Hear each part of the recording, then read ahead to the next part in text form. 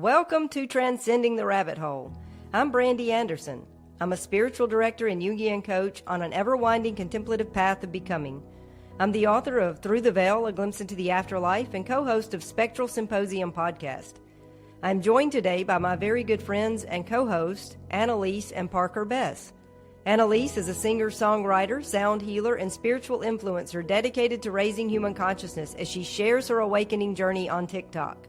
Parker is a true knowledge seeker and truth bringer in the realm of esoteric wisdom. Parker has a solid understanding of metaphysical concepts with expertise in the shadowy corridors of secret societies, occult knowledge, and ancient aliens and ufology. We invite you to pry open your third eye and journey with us through the cosmic rabbit hole as we alchemize esoteric insights in a quest for ultimate truth. Falling down the rabbit hole again.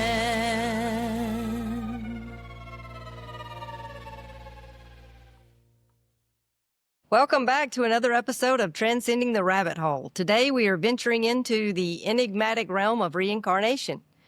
We're going to explore the existential cycles of the soul's ultimate journey through eternity while examining the implications of shifting into a reincarnational worldview. So settle in as we traverse the timeless cycle of birth, death, and rebirth and unravel the mysteries of reincarnation. Annelise and Parker, it's a privilege to transcend this rabbit hole with you guys. Hey, Brandy, good to be here. Hey. Great to be back.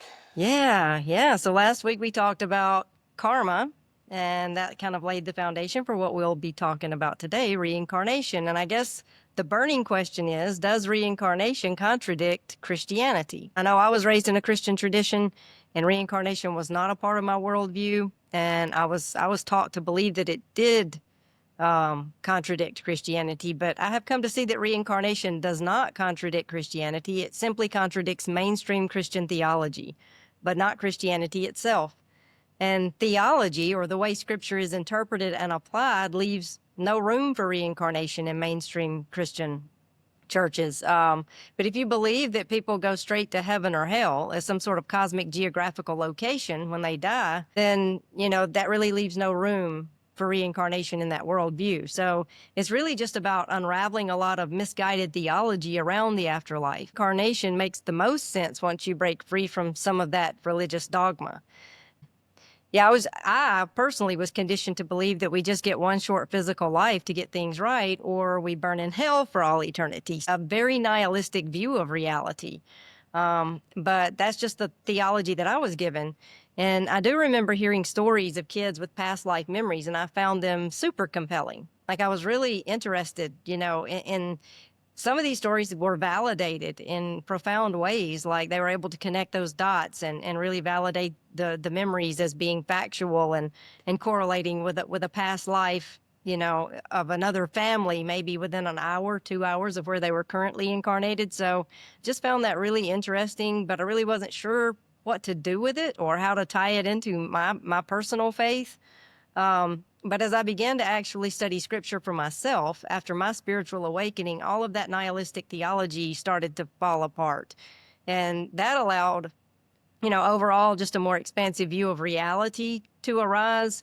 And from there, reincarnation, was able to kind of integrate into that worldview. But still, I really hadn't embraced it or given it a lot of thought. I was open to it, I guess, but I had not adopted it into my worldview. And but when my grandmother crossed, and we had the opportunity to have conversations with her through the veil, that was one of the first questions that I asked: is reincarnation true? And when she said yes, I was like, oh my gosh, this really shifts things. It's time to back up and reevaluate a lot of things. And so that's what I did. I began to study, Scripture more thoroughly in light of the information that she had given me. And I began to see that reincarnation is really just a testament to the grace of God. Like, time is not running out, and we do have unlimited opportunities to awaken, to evolve and learn, and to come into wholeness. And we've said this before on this podcast, but quantum physics tells us that energy cannot be destroyed, only transformed. And everything is energy. We are energy. So imagining that life offers only a few brief years on this earth to awaken or to get things right, that's just very short-sighted, considering that the earth is billions of years old and all of creation is continually cycling through death and rebirth. I mean, look at the seasons, day and night, the planetary cycles. All of life, it bears witness to this cycle of death and rebirth. And so I've just found that reincarnation offers a richer and more comprehensive faith, and it just makes the most sense. It answers a lot of theological questions, and it helps bring the problem of evil into sharper focus also. I don't know. Seeing through a reincarnational lens allows me to have more grace for myself and others because I'm no longer dominated by this distorted view that time is running out. And there's no like that pervasive sense of urgency, like to figure everything out or to convert others. It's just dissolved. And I'm more able to just hold space for others to awaken in their own time and in their own way. And the universe really is just allowing all of creation to evolve and to become. Everything, all of it is grace, all of life. And yeah, reincarnation really is just a testament to the grace of God. That's beautiful. Yeah. That's beautiful. I agree. Yeah. It is. Yeah. It opens a whole new door for the reality that you experience now. I'm like you. I wasn't raised in that, obviously. I was raised with you go to heaven or you go to hell. Yeah. But when my son started asking me those questions, the hell thing came up too.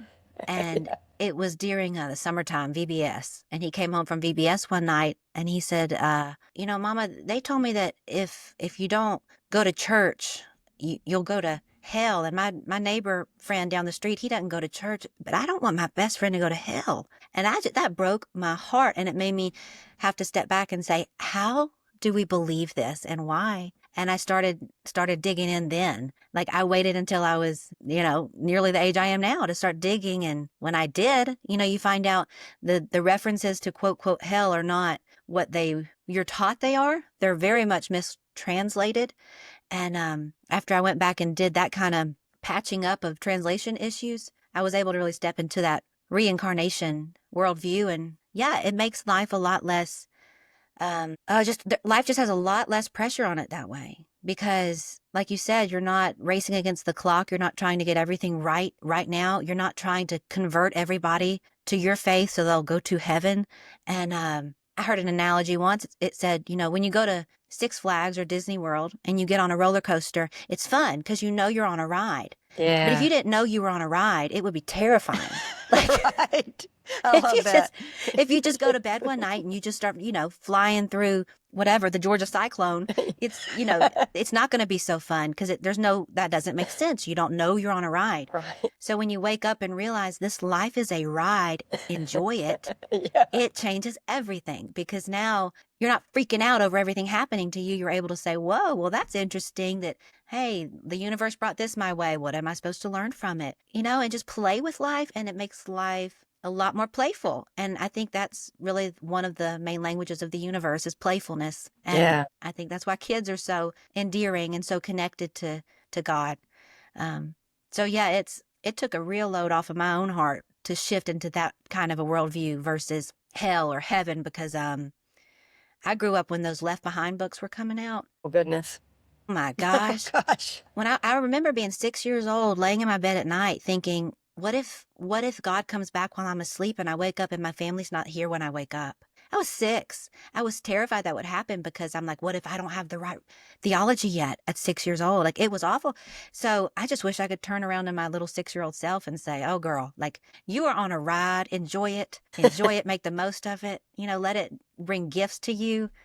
It's just, this is definitely a topic worth talking about because it changes your whole reality when you think like this. Yeah. I in my point of view of this, I believe that pretty much what Brandy and Annelise said, but what Brandy said about the energy, everything is energy. Yeah, everything is energy. We said, or I said 2 podcasts ago, like this body is not who we are our soul.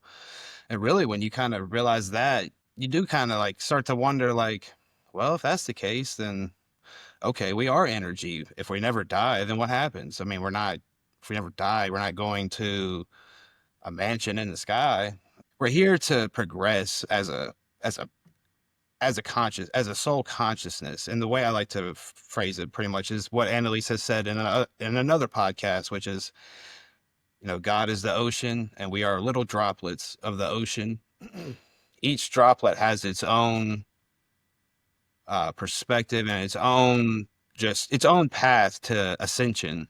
And one soul could have had, 1,000 lifetimes, and one soul could have had one. Not everybody is on the same path like that. You've probably heard of people say like, "Oh man, he's so young but so wise. He's like an old soul," or something like that. And it makes more sense really when energy never dies. You are energy. That's what your soul is. And when you know that you come here, you come to earth, you come to progress your soul from what my perspective is, to transcend our reality here in the 3D and just keep transcending as we go into higher dimensions. And I think that is what people call heaven. I think that's how I think of it, at least. I mean, it's not necessarily like a place where you go and if you were good, you get in. If you're bad, you don't. But like we said in the last one, it's all about just your life and how you live your life. If you're a higher vibrational person, you're making you're good choices, and the karma that comes back is good, and vice versa. So I was Yeah. long-winded, but that's No, that's that's great. what I Yeah. think. Yeah, 100%. And as both of you were talking, but when Annelise was talking about like the Left Behind series, all I could think is fear. It's very fear based. All of it is fear based, and that is that sense of urgency. Like you feel like time is running out, like you have to convert someone, and it really all of that conversion. If you're not actually converting anyone in like a genuine, authentic kind of way, you're just trying to make people make a cognitive decision, so that they can switch into your way of seeing the world. And I don't know, it just like there's no relationship in that. Like going out to just convert people without actually forming a relationship. And I don't know. I mean, God is forgiving, right? And forgiving is allowing. And so that's also something I've thought a lot about lately, how reincarnation is God's way of allowing us to become freely. We're free agents, right? So, if we really only had one short little life to get it all right, or we go forever to hell, that just is, like I said, it's a very nihilistic view. And of course, it's fear inducing. And, we can't become who we were created to be if we're living in fear, because fear is the antithesis of love. So, yeah, it just makes the most sense to me. It really does. And when I started trying to figure this out, like, well, what did Jesus himself say about hell? I went back to those verses where they say he said hell, but when you go back to the translations issues, it never was hell in the way you're thinking of it. In this eternal conscious torment, it's, he often used that word Gehenna for where you burn the trash and the dead bodies of the town in this awful pit called Gehenna. Well, yeah, that is hell, but not like you're thinking it is. And then even when Jesus said to his disciples, "Hey, who do you say that I am?" And they said, "Well, some say you're Elijah reincarnated. Some say you're John the Baptist reincarnated." I mean, that was their worldview, and the people even thought that John the Baptist was Elijah reincarnated. And he said he wasn't, but I have a sneaky suspicion that he just didn't know he was. But who knows? Who knows? But I thought it was really interesting that the earliest Christians, that was their worldview. Even Jesus is, where he says, "Well, who are people saying that I am?" But then he says, who was it? Peter says, "No, you are Jesus, the Son of God." Yeah. But even the Christians that came right after Jesus's death, especially, was it the Cathars? Is that right? Yeah. The Cathars? Yeah. They, I know they got obliterated for their beliefs, and reincarnation was a part of that because that didn't fit that new government religion. And but if you go back before the system started meddling, reincarnation was how the ancient church fathers believed. Yeah. And, I have that in my book too, the biblical examples of reincarnation. And so I'm glad you brought that up. And I think, we could just run through There's a few that are just quite obvious. And it's funny because you sit in church, read these passages, and it's glossed right over. And if you do question, like, hey, what is this pointing to reincarnation? They're quick to say, oh, absolutely not. They explain it away or whatever. But It's so the easy to bend it to their will. yeah, it's just twisting scripture, really. But when John the Baptist was in prison, Jesus delivered a public tribute to John, and it's in Matthew 11:13-14, and he said, "For all the prophets and the law prophesied until John, and if you are willing to accept it, he is the Elijah who was to come." He's saying that John the Baptist is Elijah. And then following the transfiguration in Mark 9 and Matthew 17, Jesus' disciples asked why the teachers of the law said that Elijah must come first. And Jesus replies saying, "To be sure, Elijah does come first and restores all things. And I tell you, Elijah has come, and they have done to him everything they wished, just as it was written about him." And then the text says right after that, the disciples understood that he was talking to them about John the Baptist. So it's clear that Jesus is saying John the Baptist was Elijah reincarnated. And then, the other example was what Annelise just said. Jesus asked his disciples, "Who do people say that I am?" And their answer clearly indicates they believed in reincarnation, because they are saying that he was, Elijah or John the Baptist or Jeremiah. I mean, long dead men, right? And probably the most compelling example of reincarnation in Scripture, to me anyway, was the story of the man born blind in John 9. The disciples asked Jesus, "Rabbi, who sinned, this man or his parents, that he was born blind?" So apparently the disciples thought there were only two reasons a person could be born blind, one being the sins of the parents. And in Hebrew scriptures, there are references to the sins of the parents being visited upon the children to like the third and fourth generations. I see that now as epigenetics. It's not like God is, like casting, the sins of the parents onto the children like in some supernatural way. It really is just epigenetics playing itself out through all of these generations. But the other reason that they thought a person could be born blind was past life karma, because how else could a person sin in a way to cause themselves to be born blind? So yeah, I mean, it's right there in It's right scripture, there. but it just gets glossed right over. Yeah, I think that Indian culture, I really think that when they had like the serfs and all that, the class system going on, 100 years ago or whatever. I think it still is going on. I don't really know, but they used to think that like the servants, the serfs, that's like they had bad past life karma, so that's what they were relegated to in this life. So they were fine to be treated like that. I mean, And Yeah. don't most other religions, I mean, that's their worldview is reincarnation, right? I mean, like Hinduism, Eastern for sure. Yeah. Buddhism. I mean, I know Buddhism is more of a philosophy, but yeah, Eastern. And I think, aren't we I say we, Christianity, kind of the only one who has this whole Abrahamic. hell thing. And it's, maybe it's just because the other religions, they believe in reincarnation. So we can't do that. That's what it seems like. Even in Well, the the- Jewish faith, Yeah. there's reincarnation, the Kabbalistic, way of framing things, the more Jewish mysticism. Yeah. They believe in reincarnation, and it's apparent that Jesus and his disciples believed in it, because they're making comments that allude to the fact that they do believe in it, and Jesus never once corrects them to say, "Oh no, like reincarnation doesn't exist." Instead, he entertains their comments in a way that it's clear that he must have believed in reincarnation also. Yeah. I know, like the Muslim faith, they believe like Christianity does about heaven and hell, or Yeah, it's a derivative of, I guess they both, because of Ishmael and Isaac. yeah, kind it's of the Abrahamic. Abrahamic religion. Yeah.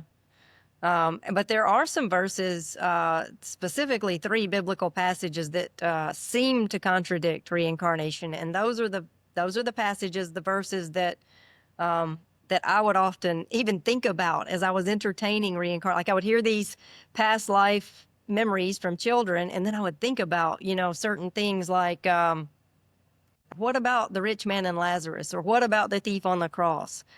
Or what about that verse, it is appointed for men to die once. And so I don't know. I just never really, at the time, I just kind of set that aside. But like I said, after my grandmother told me that reincarnation is true, I began to really study these things out and dig into it more. So, and then I also have all of that included in my book in the chapter on reincarnation for anybody who really wants to dig into it. But I thought it'd be helpful just to kind of walk through them briefly to give people an idea who might be, because I know if I was listening to this, I would be thinking, what about, these verses that seem to refute?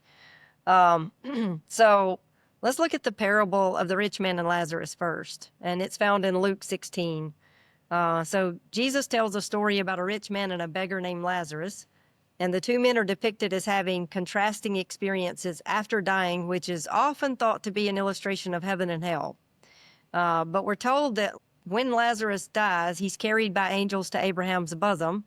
And when the rich man dies, he is in torment in Hades, where he looks up and he sees Lazarus with Abraham.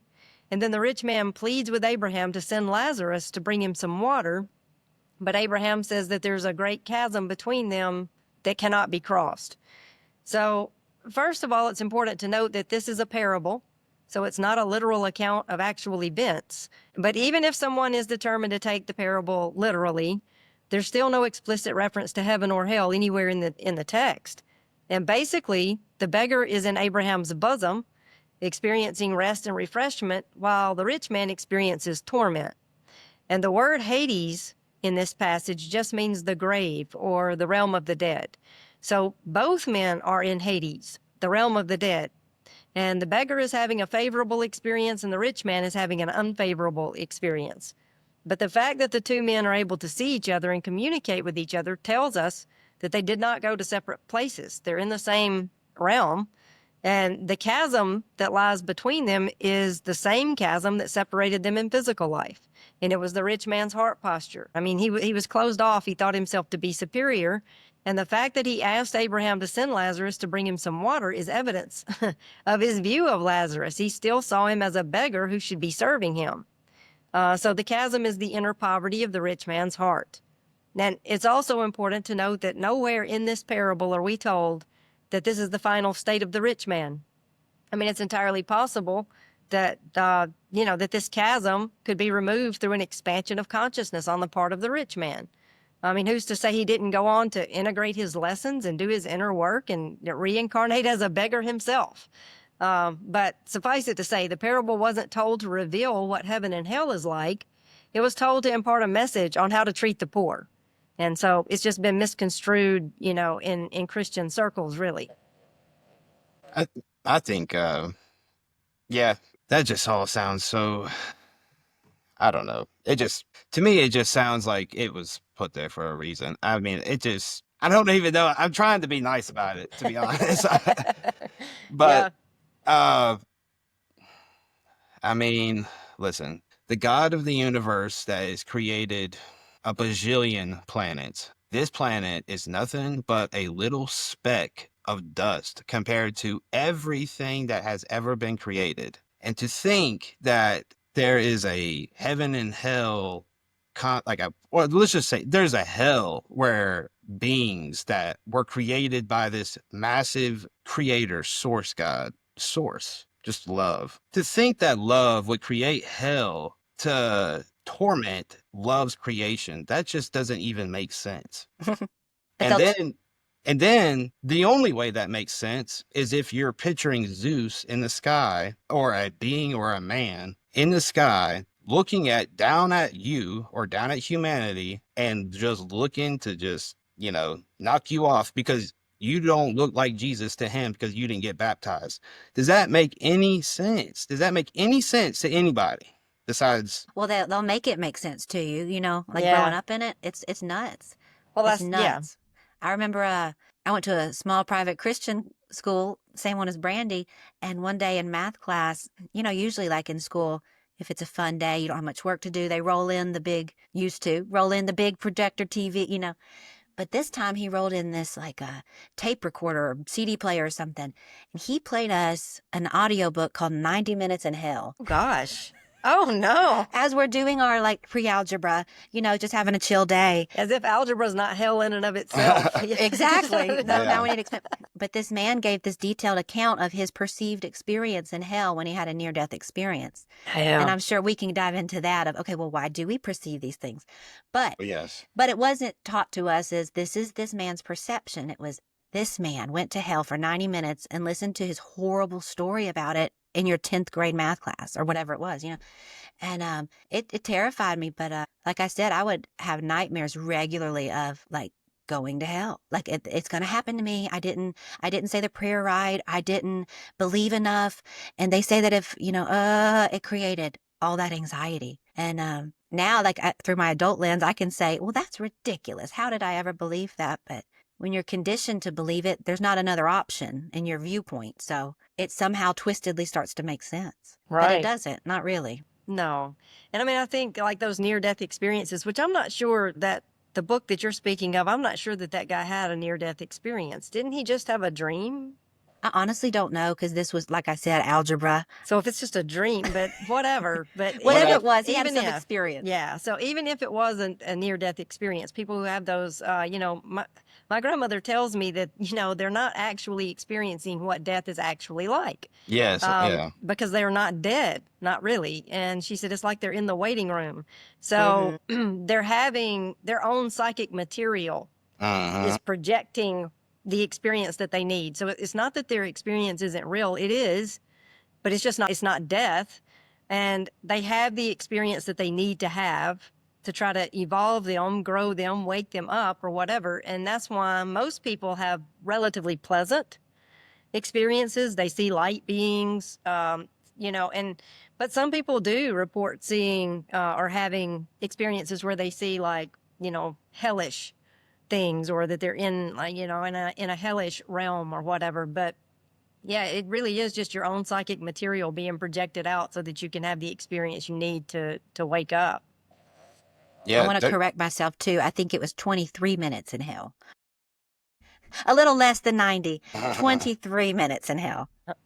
Yeah. There's scientific evidence too that shows like when you are at that spot where you're dying and the near-death experience is happening, your body automatically produces DMT when you sleep. And DMT is, you probably heard of DMT. It's what they would say is a drug, it's a drug, but it's called dimethyltryptamine something. Maybe that's just it. It's a technical term. Exactly. That's the term. That's the right one. But anyways, when you sleep, that's why you're dreaming, is because of the release of this DMT. Yeah. So when you're dying, your body dumps all of its DMT. Not just releases a little bit like a dream, like dumps it all. So when you're dying, you're seeing that stuff. Now, what Brandy just said about the light beings or hell, sure, like, yeah, you're going to see that. And like Brandy said, you're not dead. So, you're going to see what your body or what you're going to see believe. your consciousness is still there. You're not dead. So you're going to see what you need to see. And that's what psychedelics are in general, to be honest. And DMT is a psychedelic outside of this scope we're talking about. But it's there to awaken you in certain moments. It's not necessarily like, it's just an automatic response. When you're dying, the body dumps its DMT. It's to help you transition into the next realm. But if you don't transition and you're there, and you're not dead, all of that stuff is integrated or is shown to you like a psychedelic trip. And you can choose to integrate that or not. And most people do because it's so scary or so just transformative for them. And a lot of them come back talking about kind of the same stuff we're talking about. Yeah. So it's like you said, it's the psychedelics. You can go to have a hellish trip or a heavenly trip absolutely based on what your consciousness is and what your intentions are for that journey. Yeah. You can have a horrible trip or an incredible trip that changes your life. And I think it's probably similar, similar releases and all those things. You have the trip that you need to have. That's right. That's it. Pretty People much, talk about, And you I can don't even want to have learn a from bad the- trip, but maybe that's what you need. You can learn from the bad trips too. Sure. For sure. Now, we're not talking about we're talking about things that are produced naturally or from the ground, nothing else. Yeah. So I just want to put that out there as a disclaimer. Use your own minds, I guess. Exactly. Yes. Don't be trying to trip yourself out. Yeah. Yeah. Well, and we were talking about, what's used to refute, reincarnation, different verses or whatever. And I thought maybe we should touch on the one, it is appointed for men to die once, but after that, the judgment. Because that verse really is, that's probably the single most used verse to say, hey, reincarnation can't be true. And on the surface, it does sound like a reference to the mortal body, that, it is appointed for men to die only once. But considering that reincarnation is the transmigration of the soul into a different mortal body and not the same one that died, this verse, when interpreted to mean men are appointed to physically die once, even if you give it that physical connotation, it really doesn't contradict reincarnation. No. Because the verse says that it's appointed for men to die once, not live once. And I think it's a mistake to read the verse as literally referring to physical death, though. If we take it that way, then we have to reconcile the biblical accounts of resurrection, like Lazarus and Jairus' daughter. They were both raised from the dead, which would mean that in the course of time, they would have physically died more than once. It seems much more likely to me that there's a deeper and more mystical meaning. Then I would say that the self that dies only once is the false self, that egoic self or the persona. Our true self is what remains when this false self finally dies once and for all. And, think about it. Paul declared, I die daily in 1 Corinthians, and he could not have meant physical death here. So when we drill down into the deeper truth being conveyed, we begin to see that it's about that ego death. And Paul also said in Romans, now, if we died with Christ, we shall also live with Christ. So there's also a reference in that same passage to us being crucified with Christ. So it's not physical crucifixion or death. It's what Paul calls the flesh, and what can also be just called the ego or the false self. So I think it absolutely, whether you take it literally as physical or more metaphorical, either way, it just really doesn't contradict reincarnation. And the physical part of it, not contradicting it, if people just listen to me, you're not your body. So when man only dies once, yeah, sure. Yes, that is absolutely. You're not a man though. You're energy. That's right. Yeah. You're you're the soul inside of the man. Yeah. The body is the man. Yeah. This I was trying- character may die once, Yeah, exactly. but Exactly. when we reincarnate, we're a whole new character, right? Yep. That's right. I was Yeah. trying to explain this on my TikTok when I first got started, and a lot of people were asking me about, well, what do you think about hell? What do you think about hell? And that's exactly what I was trying to explain is, okay, so if you're aware that you are one with the one consciousness that all is, God, there is only God. Well, when you die, you don't go to hell, you continue being God in a different form. Whether you want to, maybe you choose to, like we talked about last week, go back and have a rest for a little while in quote, quote, heaven, or just, I don't know, I'm sure there's some, Brandy, you would be able to speak into this more, but some who probably are ready to pop right back in, somebody who just has a zest for life and wants to go back and learn more and do more and accomplish more.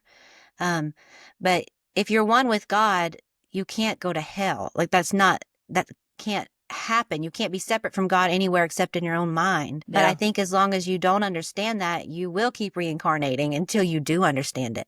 Yeah. I think that's a big part of getting to kind of quote, quote, go home. Yeah, and I mean, I think that's a good point where you're making, because what is the point of reincarnation, right? Like, why? Why do we reincarnate? Some people would, and because also like what Parker was saying, how in some, I think it's in the Hindu tradition, they believe that you kind of start as a lower life form, maybe a plant or an earthworm or, Yeah. and then you would evolve into a higher life form, go maybe from a worm to a bird to I don't know, and eventually you become a human. And so my sources on the other side say that that's not true, that it's not linear like that. Humans are always humans, dogs always dogs, that sort of thing. But we are evolving and growing within our own level of consciousness. And so the point of reincarnation is not to become a higher life form here on this physical incarnated earth. All of life is designed to awaken us, right? The point of life is to awaken. out of this 3D illusion entirely and transcend all the dualistic, aspects. So all of that binary thinking, that black and white thinking, that's our real main issue. But the world of form offers us exponential growth opportunities. The duality, which it brings so much suffering, it really can be a catalyst into awakening. And according to my grandmother, reincarnation is always a choice. She tells us that it's easier to do our inner work while we're here in the physical, because it is designed to bring us into our highest life path. And most people reincarnate because they're still bound to those karmic cycles of reincarnation. Like they have more lessons to learn and integrate. And ultimately, reincarnation is just a chance to get things right. So people who maybe missed the mark in some ways, they may want a chance to balance the scales, the karmic scales, so to speak, and try to step into who they were created to be. And it's really just a process of self-realization where you step off the hamster wheel of posturing and pretending and you become your true self. So it's about authenticity and honesty, really. And maybe someone who has done no inner work might reincarnate because of base desires too. Maybe they simply miss the physical pleasures. But ultimately, we're headed toward higher levels of consciousness. And that will bring us into these higher dimensions or densities, which we've talked about in past episodes, of existence, where eventually there will be no duality, no evil, no sadness, no death. So reincarnation is just part of that spinning wheel of karma that's perpetually working to bring us into that expanded awareness. But I often, you hear people talk about bad karma versus good karma, like people wanting to accumulate good karma so that they can have a more favorable experience in their next life. But really, the point of everything is to step off the wheel of karma entirely. Yeah. And we discussed karma in our last week's episode. So if you missed that conversation, I encourage you to go back and listen to get an idea of how the karmic energy drives reincarnation. Yeah, it's so crazy to me that just how big all of this really is. I mean, if you really think about it, like for me, I think everybody knows by now that I believe in aliens. I totally believe in all that. I've seen proof, all that stuff. Anyways, if that's the case, then you could look at Earth as a school. And I know we've talked about this as like in other podcasts that we've done, but if you can look at Earth as a school for your soul to evolve and eventually transcend into the next higher density, I think that's the whole point of being here is, it's been said, that Earth is a very hard school at that. So if you're able to master Earth, that's a very hard thing to do because duality is so hard to master, So when you Yeah. look at it that way, it's just, it's so big. Yeah. I've heard only the toughest souls come to Earth because it's one of the hardest schools, like you said. It also kind of allows us to have, at least Parker and me, in our own like personal little world. It allows us to have some like humor when we're dealing with others rather than like, oh, I just need to help them fix who they are. We're able to say they'll get it in the next lifetime. Yeah. They'll get their chance then. I'm not here to force them to be someone else, Yeah. and it takes away that fear of, oh my gosh, if they don't live like me, I'll never see them again and they'll go to hell. Yeah. That's such a fear-based anti-love worldview that's really toxic. But like you said, to be able to hold like people and situations with an open hand, because it's all grace. Like, you don't get it this time, well, we'll see you back here pretty soon, Yeah.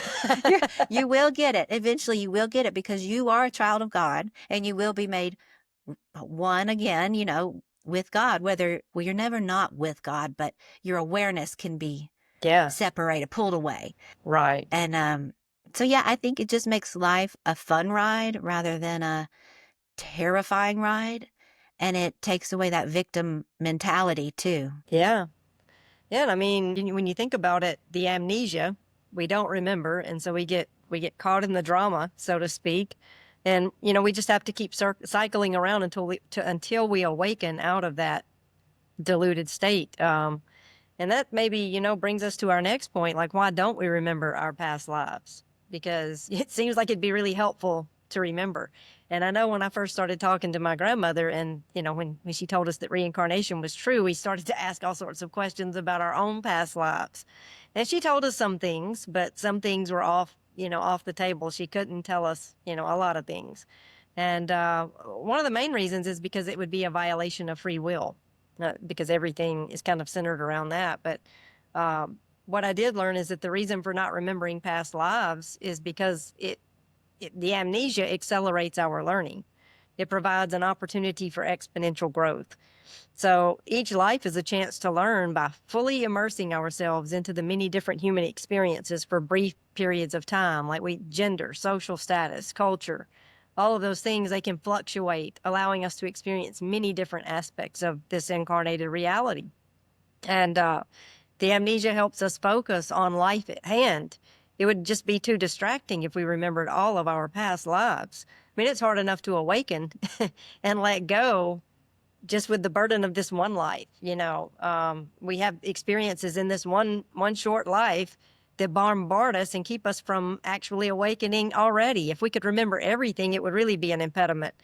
And also, like I said, amnesia protects free will. And that's, like I said, central to everything. We have to learn our lessons and awaken by tapping into our inner guide and coming into alignment within. So if we have too much information, it could prevent us, from learning our lessons. We could be too conceptual, too in our heads about it, and not really tapped into the divine flow below the surface of everything that's perpetually trying to call us into awakening. And and I just would also say that the rhythm of reincarnation is expansion and integration. So we incarnate into the physical and we acquire new experiences. And then when we die or leave the physical, we remember all of our past lives and we're able to integrate everything from that vantage point, within the quantum realm. So it's very much a cycle of transcending and including everything. So we enter the physical, there's a constriction of awareness.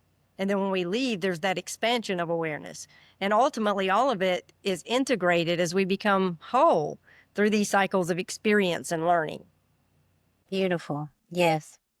I bet it would be really infuriating to remember your past lives, even though we think it'd be good. Can you imagine like being born and oh my gosh, I'm a baby again? But I was just I was a Viking in the last life and I got to do this again. Are you kidding me? I got to do it again. Yeah, it would change how we approach life completely. You wouldn't go into it with curiosity and, excitement. So it allows you to learn new things from different perspectives. Yeah. Yeah, I think just like I've been saying this whole podcast, like life is here on earth is a school, for your soul, and I really believe that. I really believe, if reincarnation is real, and we keep coming back, it's to resolve our karma, it's to make our soul just whole again, like it's been said, just transcend out of this 3D realm. And you know what? I wanted to say this too about beings that are not from Earth. Okay. I really think that people on this earth right now have souls that maybe didn't originate here on Earth, and that's going to really just kind of blow people's minds or make people really start to question some stuff. But I really do believe that, because I mean, how could that not be? How could it not be? If everything is as vast and big as I've been saying, I mean, Yeah. I think you got to graduate though. Yeah, I mean, you have to come here, you have to do your schooling, and then you graduate on to the next density. Yeah. I was thinking about what you said. Why don't we remember it? Yeah. But like, do y'all ever feel like such a call to a certain time in history, or really just really identify with like just some time in history? Like for me, it's the hippie days. This like the 60s, 70s. I would not be shocked at all if I was there back then because I'm so drawn to everything of that kind of vein, and I have no reason to be. So I don't know. Have you ever heard of that being a thing where it's like, well, yeah, that's why you're drawn to what you're interested in because that was your life. Yeah, my grandmother says that we do sometimes remember on accident, and that there can be certain energies that sort of we're attracted to certain energies for that reason. Maybe there is a past life connection there, and we feel it on a soul level, but we, cognitively, we're unaware of it. And like oftentimes, because we are the same person in every life cycle. And so we're bringing our psychic material, our karma, our unconscious conditioning, all of that is kind of following us into these incarnations. We often will be drawn to the same things over and over again. So you may, like maybe somebody who did, something in one life, they're going to do it in all of these lives. And so they'll be drawn to those, whether it's writing or singing for you or whatever, it's kind of a cyclical thing where you'll, in some capacity, you'll press into that over and over again. I love Yes, that's that. interesting. Yeah. Another, like we know that sometimes children do remember. Like I just said, the amnesia's for a reason, and that we don't remember for a very good reason. But then there are those instances where children remember their past lives, and it's my grandmother tells me it's because they have reincarnated too soon.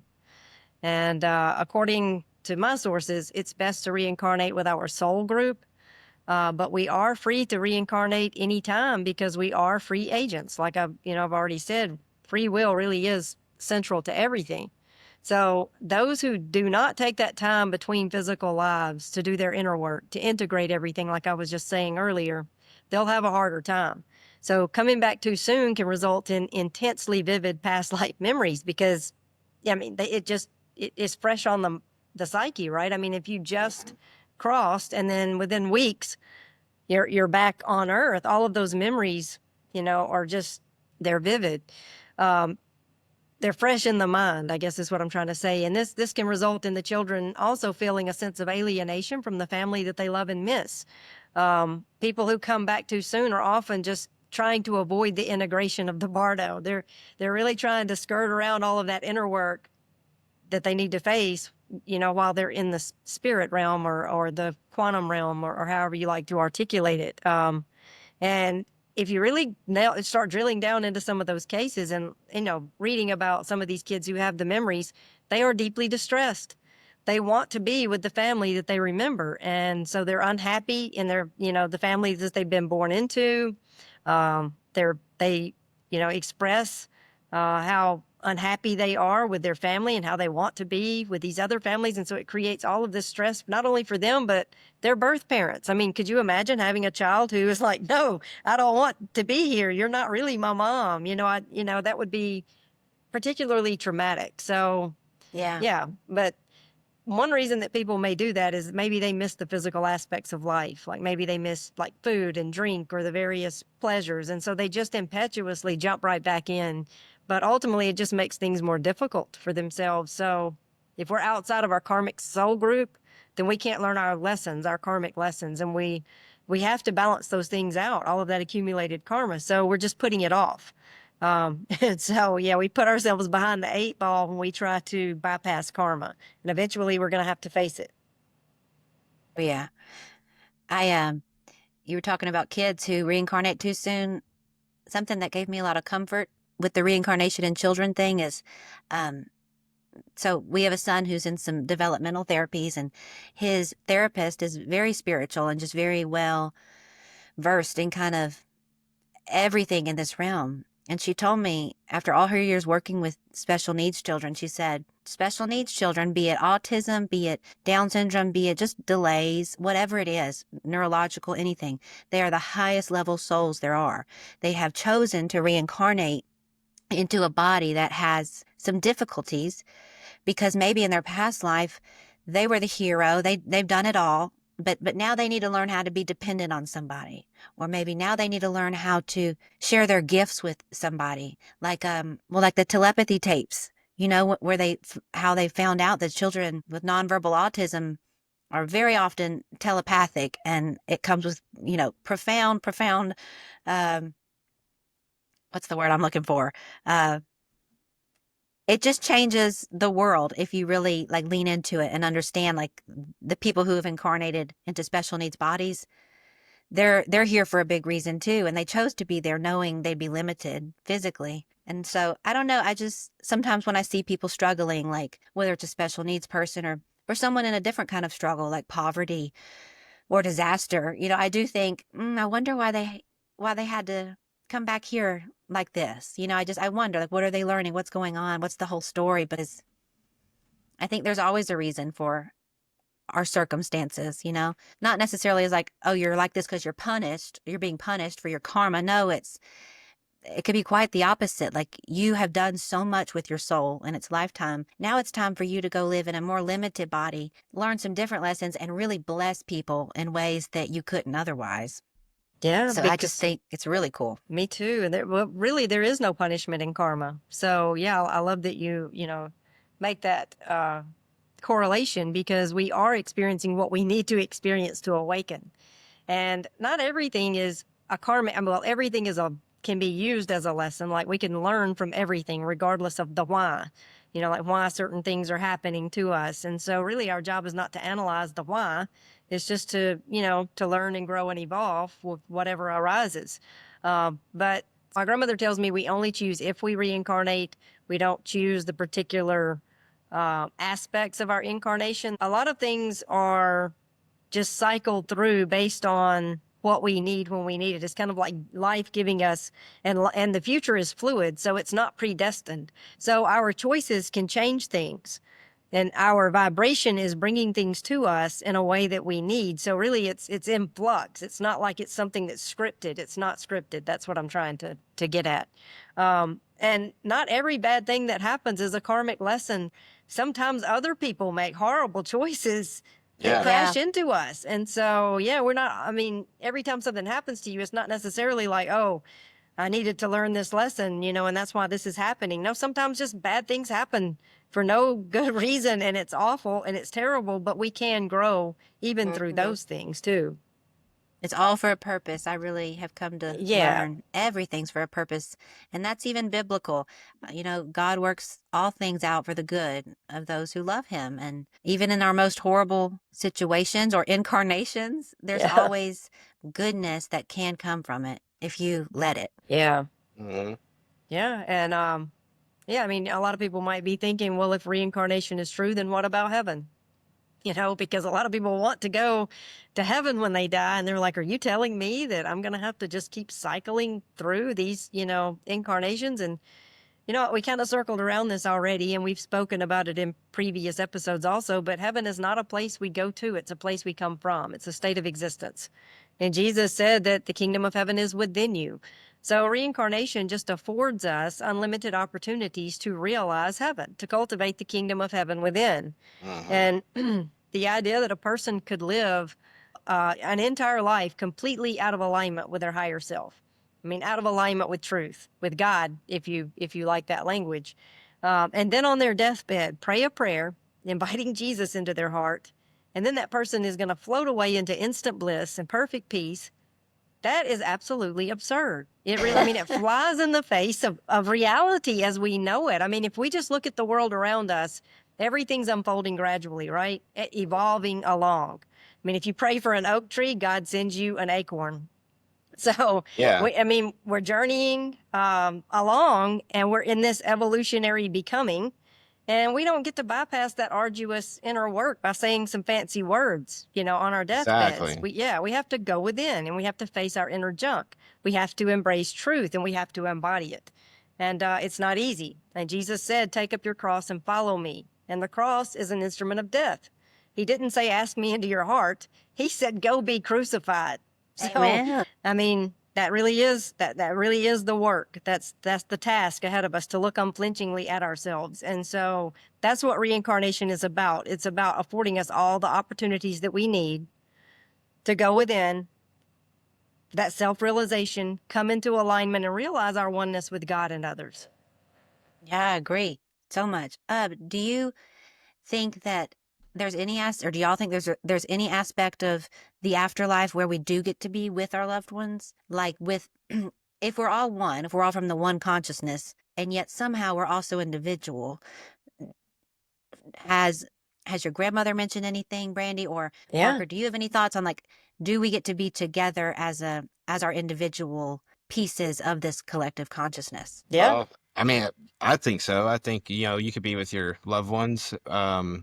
I also think, like, if you are fortunate enough to maybe transcend this reality while you're here, maybe I don't think necessarily, I don't know, if you go on to another dimension, I'm not really too sure what what would be about, Yeah. with that. But I really do think like if you die, you go, you see your family, you are there in the astral realm with your family. Because I'm aware they're always around us anyway. Our loved ones who have passed, they are with us. We are all together.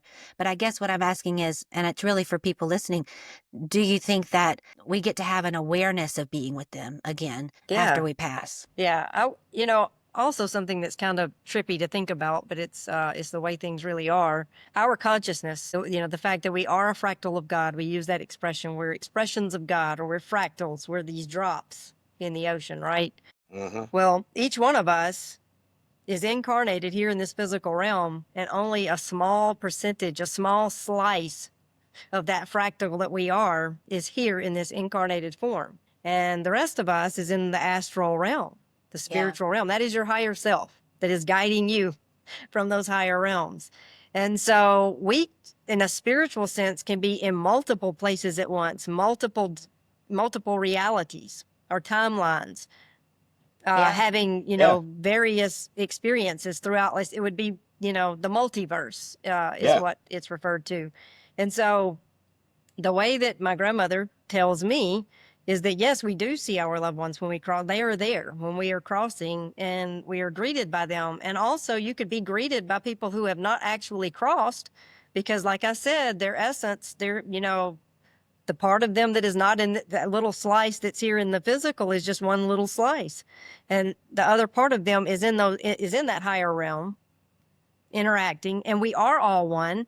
And so from that vantage point, yeah, it's outside of time and space, so it just defies the logic that our brains, we think of ourselves being in one location, Yeah. and we are in this physical realm limited to one, to time and space.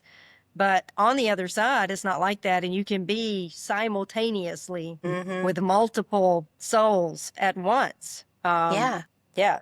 It's like people who can astral project. They live Right. here on earth, but in their sleep, they're able to let their consciousness leave their body and travel the spirit realm and Yeah. then return to their body before morning and Right. tell you all about it. I mean, it's like a CIA, what Parker, you know all this stuff. It's like a CIA patent at this point, Yeah. the Well, astral yeah. travel. Yeah. So Yeah. that kind of helps it make sense. If you know that, if you know like your consciousness can travel the spirit realms at night, well, then clearly you're a multidimensional being. Yeah. Mhm.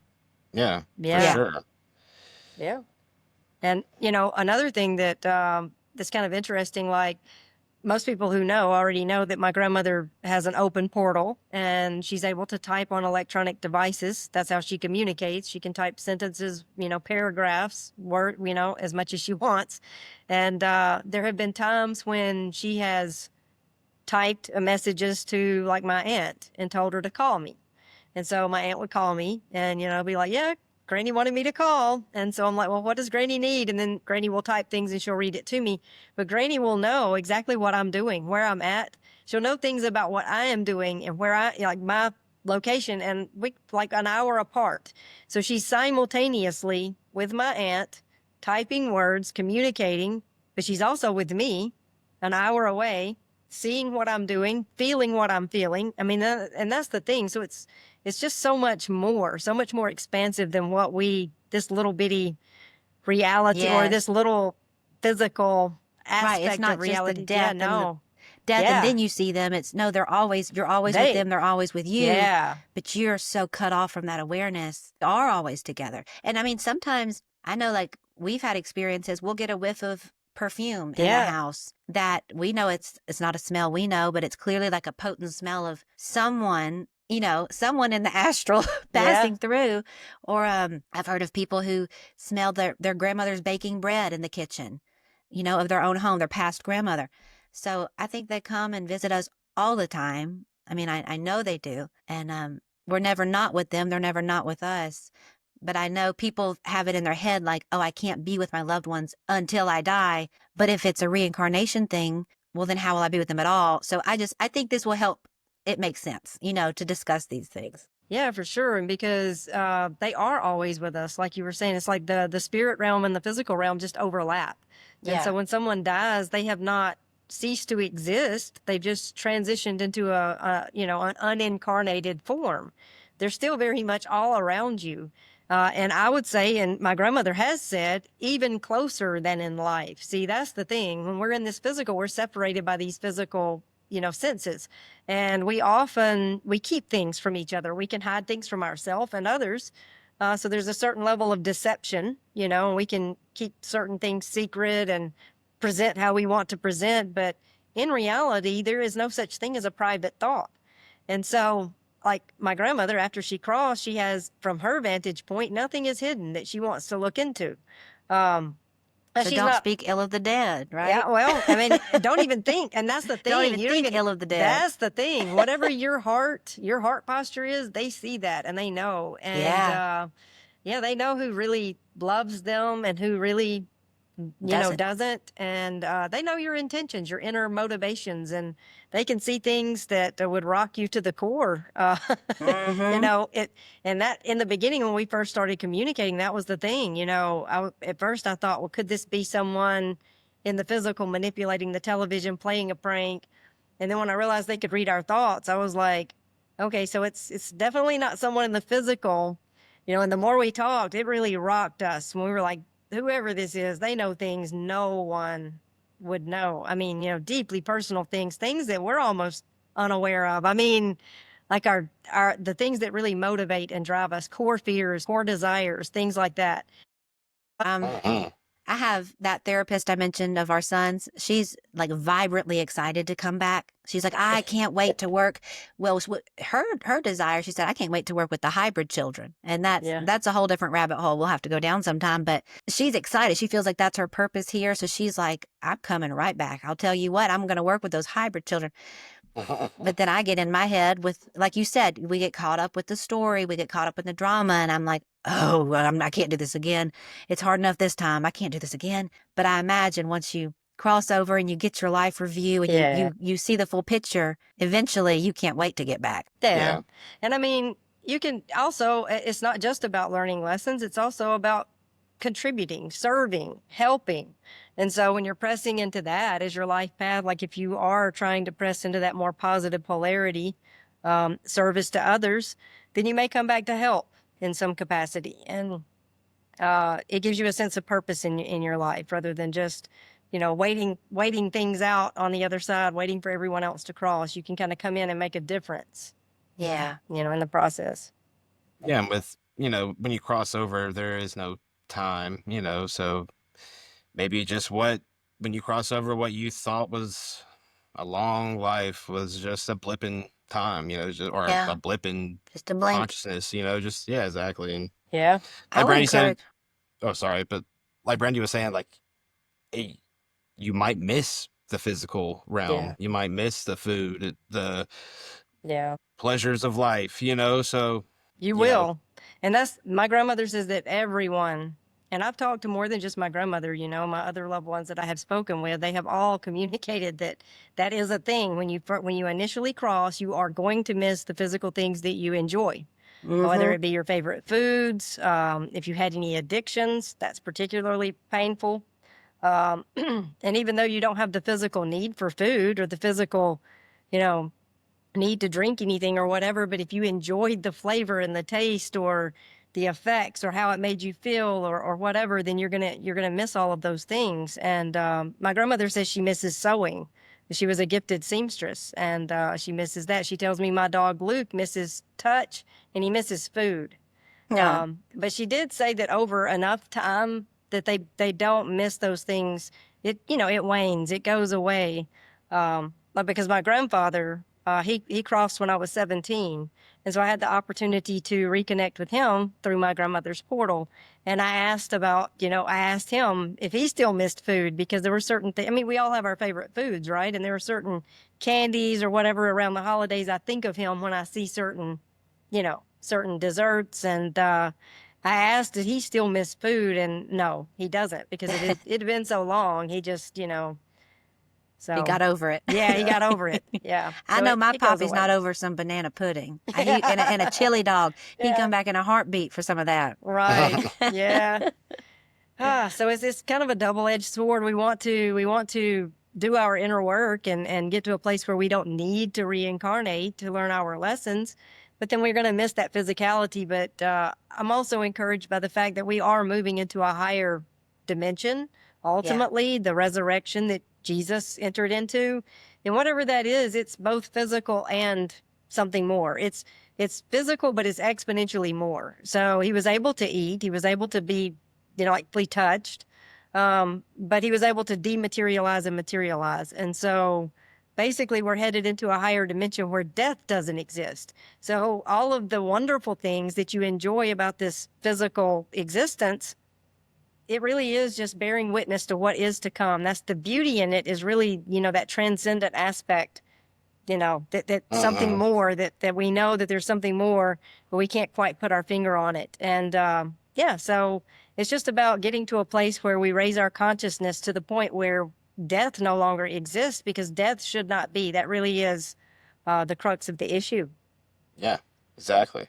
You got to take a lot more responsibility for your own story I think, if you believe in this reincarnation worldview, because it's to me, it's a better worldview to hold, but it's also challenging because now you don't just get to say the magic words and go to heaven no matter what you do or how you love or how you accept or how much you act like the embodiment of love. I mean, that makes it too easy. You got to learn something. You got to say, I'm here to learn. I'm responsible for, Myself. like that whole, what I said last time, faith without works is dead. And I'm not saying if you do enough good things, you go to heaven. I'm saying if you walk in that love of that oneness, that Christ spirit, and you act like that Christ spirit, that's your way to transcend. It's not about doing enough good deeds as much as, like you said, your heart posture and your just coming here, learning your lessons, doing your work, loving. How loving can you be? Yeah. It's about being transformed into love. That really is it. I mean, love God, love others. That's really it. Yeah. I've never understood how it made sense for, just like what Annalise said about, like, you could, I don't know, but just think like you could just say these words and then everything is fine afterward. Like I don't know. Kind of sounds like It's a magic spell, doesn't it? exactly, yeah, Abracadabra. And then yeah. Who all are the is witches well. now? Yeah. Yeah. Did my part. Yeah. Yeah. And I mean, I think, and we've talked about this too, but I think, that Jesus's work on the cross, the atonement, I believe that is done. We can't earn it. We can't undo it. It just is. It's an open door into a higher dimension. But I do believe that we don't enter through that door until we come into alignment. And Jesus said, take up your Yeah. cross and follow me. So there is something that we need to be doing. We can't just skate along. We have to actually go within and reconcile some things. Yeah, follow his teachings. Yeah. His actual teachings, because I think the church or other people would just say, well, we're spreading the word like he told us to do. Well, no, no.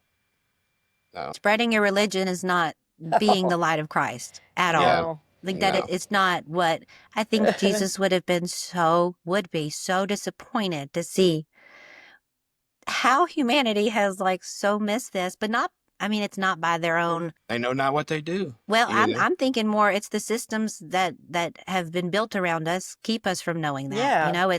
It's not because we're all a bunch of dummies, we don't know it. It's Jesus came with the right way, and that message was kind of usurped and used for a whole other thing. And and now it's really hard to get off the wheel of karma and reincarnation because they don't want you to. As long as you're here in this realm, your energy is like a food source for those systems. Yeah. I think, and negative beings. Yeah. I think, we've all been there too. We've all come through that religious system. So we're not, it's not as though we're sitting here judging people who are, No. in it, because we all pass through that on our way into these higher levels of consciousness, which none of us have arrived. And so we're all just kind of on our own journey. And it really is a situation where often we may feel like we have advanced in some ways, but then, one step forward, two steps back, kind of, it's a push-pull.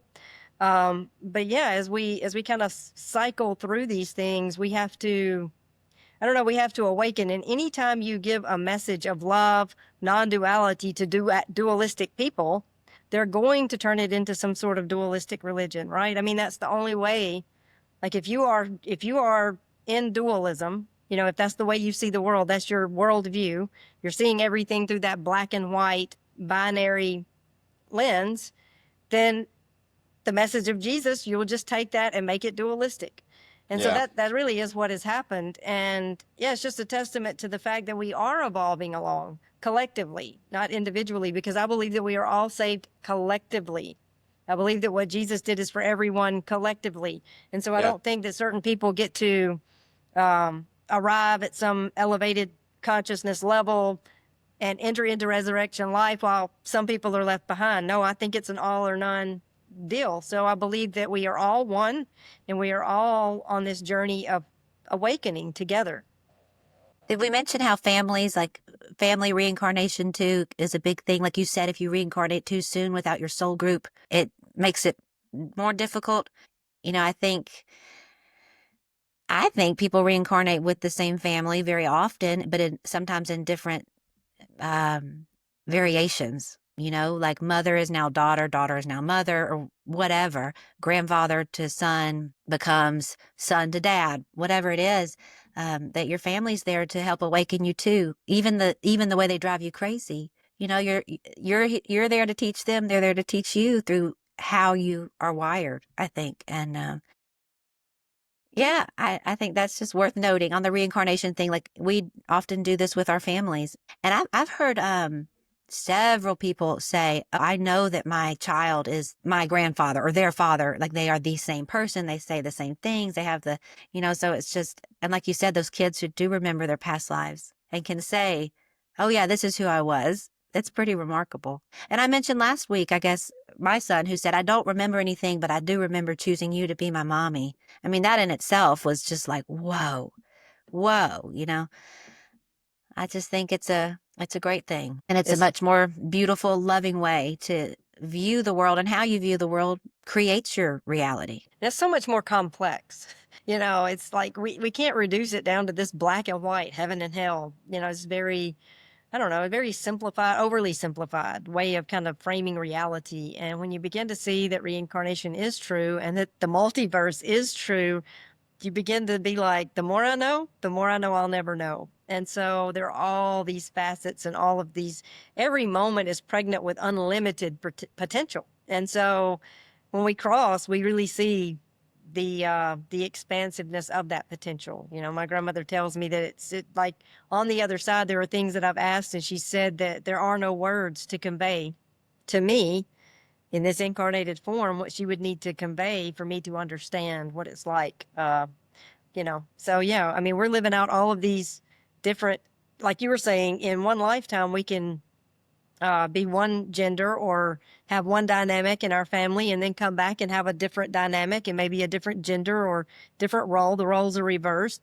That happens, but also simultaneously, we're playing out this drama in alternate realities within every incarnation. And so that really gets, oh, you know, like how can you wrap your head around that? And I think that's an excellent topic for, you know, a I soon can't coming wait for that one. episode. Yeah.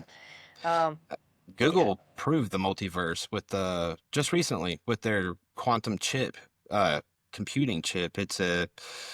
They put together some equation that would have taken it would have taken like 8 octillion years, some kind of crazy number nobody's ever even heard of. Yeah. And to solve this equation, and this quantum chip, which means it can go and cycle through all these different realities and bring back information. This is all happening. Like, this is real. So it did that, and it solved the equation in 8 minutes. Wow. Yeah.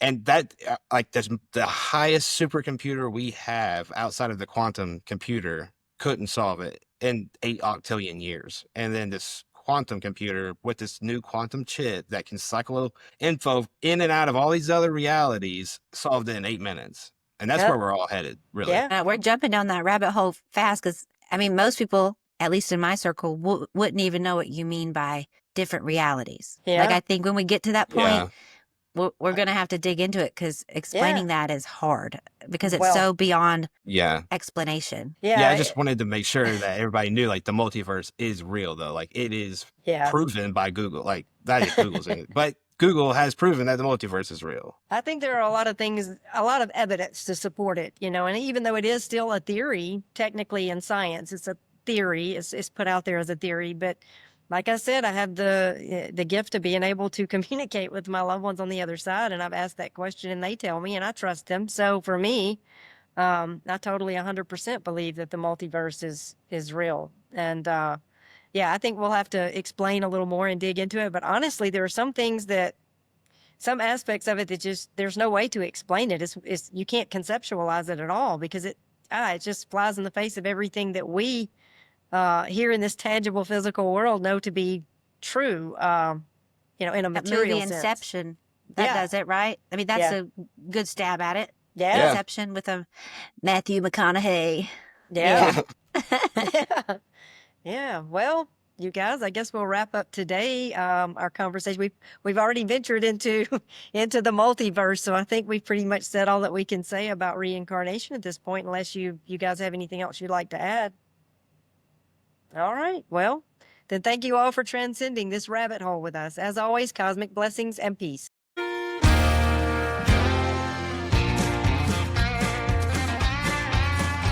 you ever grow discouraged by the weight of this world? Does Big Brother get you down with all the lies that he's told? Does the gloom and doom of nightly news haunt your dreams? So you scroll instead of sleep, 'cause distraction is key. But as long as there is still a sun up in the sky, I can choose to live on the sunny side. It's somewhere between burying my head in the sand and falling down the rabbit hole again.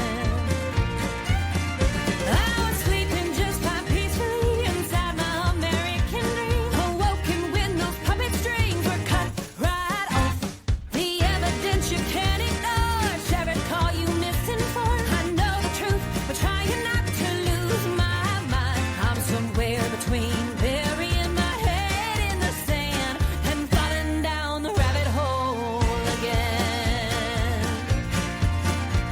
It takes a worried man to sing a worried song, and the state of humankind had me humming alone. Hello, common sense, I'm convinced we've lost our way, sold our attention to the system. Now there's power to reclaim, but as long as there's a heart beating in my chest, I will cling to hope that's true. I will cast out the rest. There's no price on peace of mind, oh, and you won't find it here. It's